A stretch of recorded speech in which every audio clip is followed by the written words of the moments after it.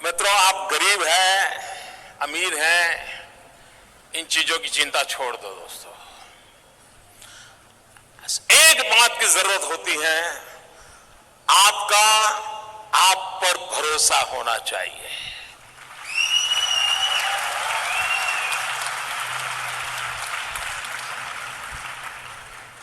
मित्रों, मेरे परिवार में 7 पीढ़ी में राजनीति का रवि मालूम नहीं है। मेरे परिवार में कोई राजनीति क्या होती कुछ पता नहीं मेरे परिवार में। और मेरा बैकग्राउंड भी बिल्कुल सामान्य गरीब परिवार का है। आप में से बहुत कम लोगों को मालूम होगा, मैंने पहली बार अभी 2 दिन पहले दिल्ली में आया था तो पहली बार अपने मुंह से मैं बोला था, मित्रों मैं बचपन में रेल के डिब्बे में चाय बेचता था।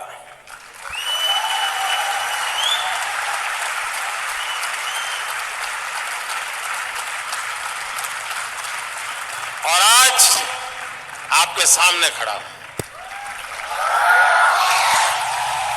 Believe in yourself.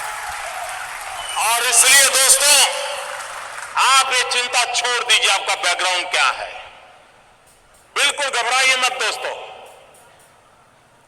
आप किस परिवार में पैदा हुए हो, किस अवस्था में पैदा हो, चिंता छोड़ दीजिए दोस्तों। अगर आपके दिल में समाज के लिए, देश के लिए करने की आग है, निकल पड़िए दोस्तों, रास्ता अपने आप मिल जाएगा।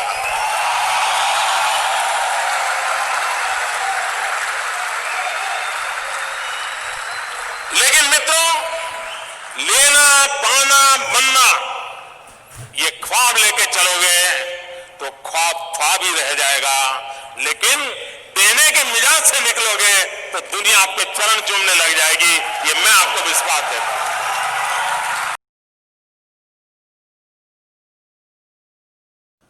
स्टार्टअप, मैं कल एडम से बात कर रहा था तो बड़ा इंटरेस्टिंग है, उसको मिलने जैसा है। उसको हिंदुस्तान की स्पिरिचुअल दुनिया में बड़ा इंटरेस्ट है। लेकिन उसने मुझे एक बात अच्छी बताई। वो कह रहा है जो पैसे कमाने के इरादे से आता है वो कभी स्टार्टअप कर ही नहीं सकता। Work for meaning, not for money. जो कुछ करने के इरादे से आता है, पैसे उसके लिए बाय प्रोडक्ट होते हैं। और आप सबने देखा होगा कि आप लोगों ने जब शुरू किया होगा तब आपने बैंक बैलेंस क्या होगा ये कभी नहीं सोचा होगा। लेकिन किसकी जिंदगी में क्या बदलाव लाता हूं यह सोचा होगा, तब हुआ होगा। नौजवानों की जिंदगी में कठिनाई आती है। सुबह अगर किसी क्रिकेटर के अखबार में फोटो देख ली, Focus on उसकी one बड़ी thing. वाहवाही हुई देख ली तो मन करता है यार क्रिकेटर बनना अच्छा होगा। दोपहर को किसी टीवी चैनल पर किसी फिल्मी कलाकार का नाम रोशन दिखता रहा तो मन करता नहीं यार ये अच्छा है। शाम को किसी डॉक्टर ने बहुत अच्छा काम किया है देख लिया तो मन करता है यार ये अच्छा है। यानी कई नौजवान मिलेंगे आपको, हफ्ते में 3 नई नई योजनाएं बताएंगे और आप भी परेशान हो गए। यार पिछले हफ्ते तो कह रहा था कि मुझे बिजनेसमैन बनना है और इस हफ्ते कह रहा है नहीं मुझे तो पॉलिटिशियन बनना है। मित्रों, ज्यादातर लोग ऐसे हैं जिनकी इच्छाएं रोज जन्म लेती हैं और ज्यादातर इच्छाओं का बाल मृत्यु हो जाता है। मित्रों, ऐसी क्या इच्छा होती है जिसका बाल मृत्यु हो जाए? कुछ लोगों की तो इच्छा ऐसी होती है जिसका गर्भधारण ही नहीं होता।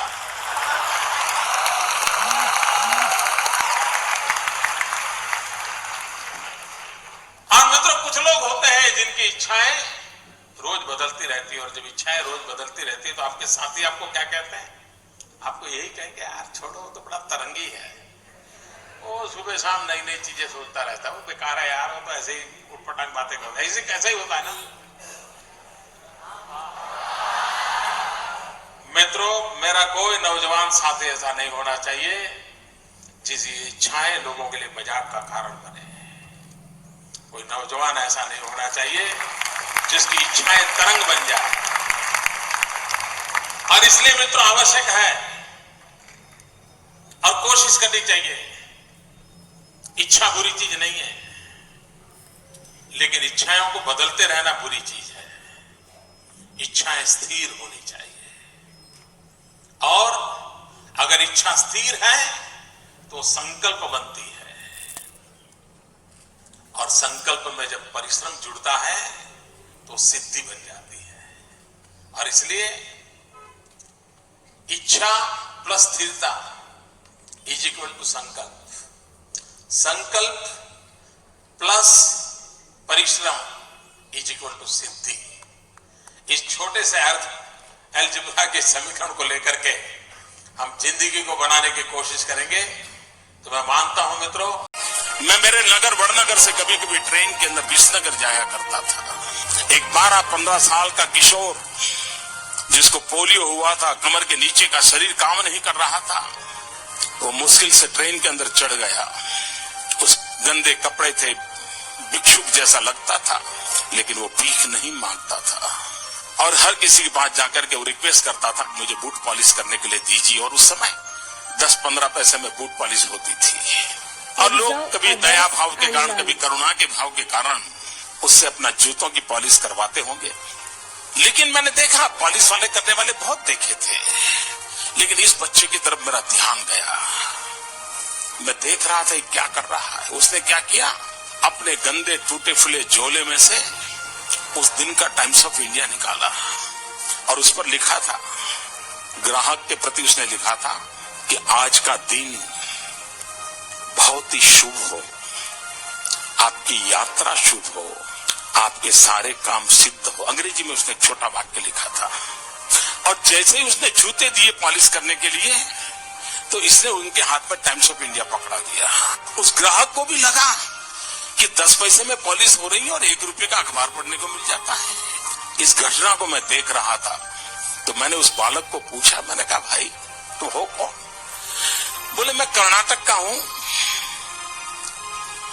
कोई परिवार में है नहीं, मेरी शरीर की हालत अच्छी नहीं है, लेकिन मैं सम्मान से जीना चाहता हूं, इसलिए मैं यहाँ पहुंच गया हूं, करते करते काम कर रहा हूं। और बोले मैं लोगों की सबसे अधिक सेवा करना चाहता हूं। बोले हर दिन सुबह एक टाइम्स ऑफ इंडिया खरीद लेता हूं और दिन भर में 25-30 लोगों की जब पॉलिश करता हूं, 5 मिनट 7 मिनट पॉलिश करता हूं, उतनी देर वो अखबार पढ़ लेते हैं और मुझे आशीर्वाद भी देते हैं, पैसे भी देते हैं।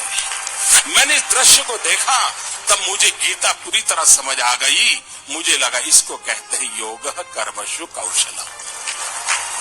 पॉलिश करने वाले काम को उसने योग बना करके जिस प्रकार से उसमें प्रोफेशनलिज्म ला करके काम किया था, और यही तो योग कर्मशु कौशलम है, जो जिंदगी को जोड़ देता है, कार्य में जीवन को झोंक देता है। वो यौगिक अवस्था को प्राप्त करके जीवन में एक अद्भुत अनुभूति का एहसास करता है। करना ये उनका जो मूलतम कार्य है वो है। कई प्रांतों में पार्टी का काम करते रहे हैं और जिन लोगों के साथ काम करते रहे हैं उनको भी लगता है कि वो टफ टास्क मास्टर हैं, डिसिप्लिनरियन हैं, नए नए आइडियाज उनको सूझते हैं। Organizational skills, अगर वो चुनाव लड़वा रहे हैं पार्टी को discipline. किसी प्रांत में, तो उसमें भी वो क्रिएटिव हैं।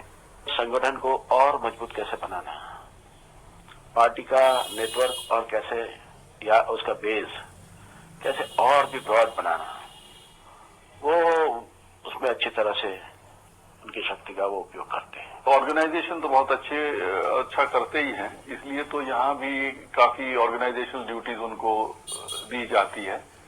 So that there is no question that he is a very good organizer. राजनीतिक के रूप में मैं ये मान सकता हूँ कि उनकी और हमारी विचारधारा में चाहे जितनी भी भिन्नता हो, पर वो अपनी विचारधारा के प्रति प्रतिबद्ध राजनीतिक हैं।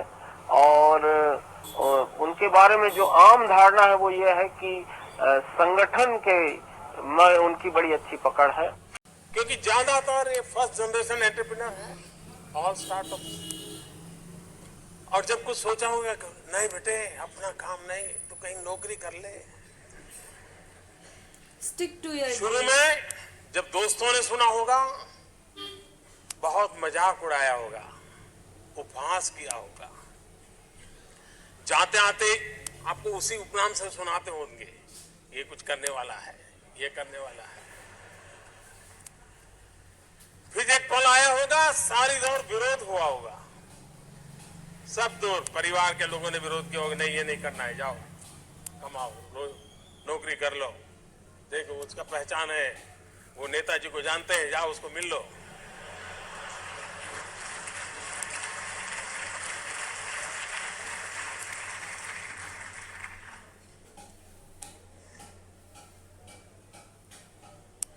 उस विरोध के बावजूद भी जो टीके होंगे, आज सब लोग कहते होंगे कि यार इसने तो कमाल कर दी, कुछ ऐसा मुझे भी करना है।